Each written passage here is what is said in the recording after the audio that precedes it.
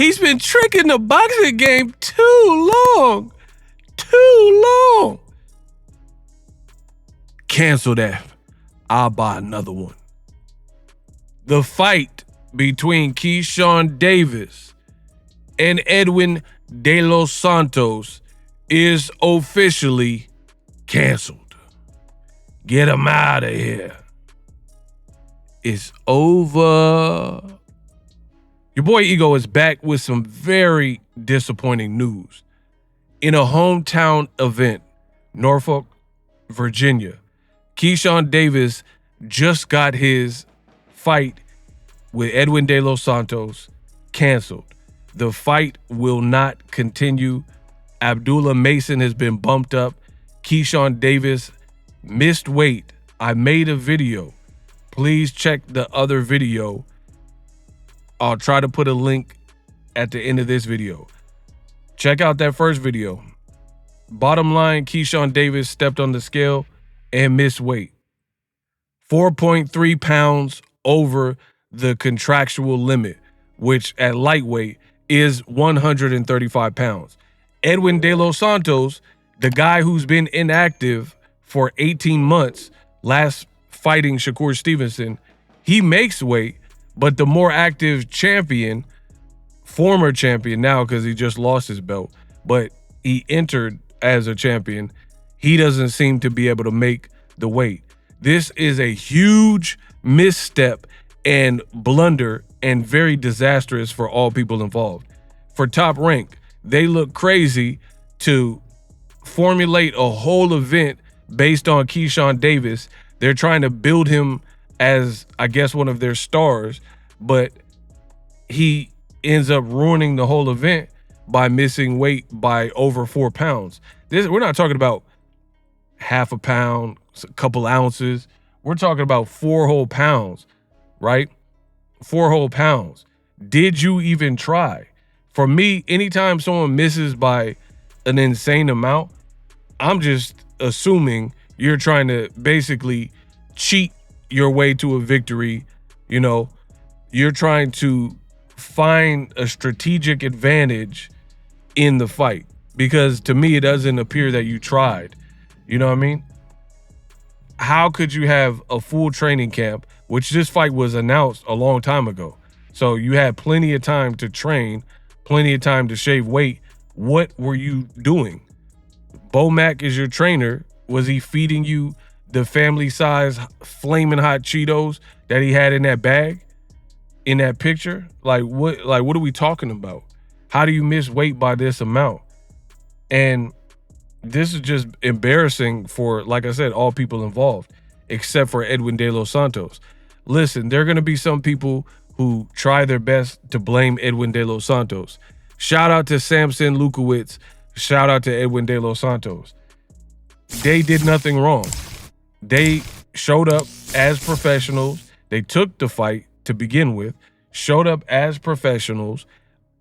Edwin De Los Santos made the weight, and then when Keyshawn missed the weight by an egregious amount, they were trying to negotiate, and then they couldn't come to a compromise that they felt comfortable with. And we're not going to do a bunch of victim blaming on my channel where somehow, some way, the victim of the crime, you know, the person who's been wronged, they're somehow to blame or even halfway culpable with what happened. This falls solely on Keyshawn and his team, and that's it. No more, no less. He talks all this trash. He says he can't be beat. And like, he literally did an interview and he was like, oh, I'm maturing. I see where Tank's coming from. I'm more mature now. And then you do something immature, which is unprofessional and missing weight. That doesn't show maturity. That's something an adolescent or juvenile would do. Somebody who's lacking discipline. Or you don't feel comfortable in beating Edwin De Los Santos because De Los Santos gave Shakur Stevenson a run for his money. Shakur rated De Los Santos even though he lost. Even though Shakur beat him and Edwin lost, he always was on record saying that Edwin De Los Santos is a top 5 type of lightweight. So Keyshawn talked all this stuff. He pushed Edwin De Los Santos. He talked trash. He brought up other people, said he'll knock out Teofimo Lopez. Like, have you guys not noticed a pattern here? I've been telling you guys. Boxing, Gen Z is not holding it down. That's for one thing. Too much talk, less action. The other thing, pattern-wise, that I'm noticing is you have these fighters who keep looking past their opponent as if they're translucent. You had Caleb Plant looking past Resendez to a Charlo fight. You had Ryan Garcia trying to look through Rolly to an actual fight with Devin Haney in a rematch. And then now you had Keyshawn in the build-up to this fight. He was talking about fighting other people like Teofimo and how he would knock him out. You can't even knock out Edwin De Los Santos, even though you pushed him and said you would knock him out, because we didn't get to the fight because you were unprofessional and you didn't make the weight. This is embarrassing. The other thing that we gotta keep it real. The other thing that's really embarrassing about this is you're from Virginia. This was a hometown fight that all the posters show your name, tickets with your name on it. You know what I mean? People, your own community, you let them down. Like, you wrecked the whole event. Top Rank clearly has they didn't expect this, so they had no backup. So they have to take what really isn't a main event, Abdullah Mason versus whoever, right?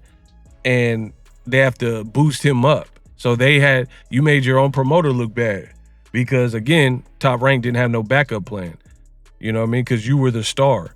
So they wrapped this whole card around you and you can't make the weight. Carlos Adames says he wanted to fight with an advantage. Keyshawn, he knew he was up against a great fighter. Lately, I see how many lack the courage to fight with dignity. Boxing reporter Dan Rayfield said he spoke to Bob Arum when the fight was canceled, said, quote, Bob Arum says, I don't know what this guy, Keyshawn Davis, was thinking. I don't know what all his trainers he was doing. I don't understand it anymore. It's very disappointing, especially in the kid's hometown, which is exactly what I just said. You let your hometown down. Your hometown down. That sounds crazy. You let everybody down, bro. Fans around the world, and then most importantly, your local fans. The nice folk of Norfolk. You know what I mean? You let them down because you can't make weight. And for me, I do believe this was a strategy. I think the strategy was to go in there knowing Edwin De Los Santos is a dangerous character, and Shakur raved about him, as I said, and you were going to try to go in there with a weight advantage. There are rumors that Keyshawn is chinny, so I think fighting this, Edwin would really be the best name on your resume. Really be the best name on your resume. So I think he wanted to go in there with an advantage. He says he tried to make weight, but he didn't look drained. He didn't look like he was like, oh, I'm tapped. And if you were moving up in weight, then you should have negotiated that in a contract or just moved up to 140. You know, say, hey, I can't make 135 anymore. Let's do it at a catch weight of 138. You know what I mean? Or whatever you felt you could make. But to do it like this is sloppy, it's unprofessional, and most importantly, it looks bad. And this is going to haunt Keyshawn for a while.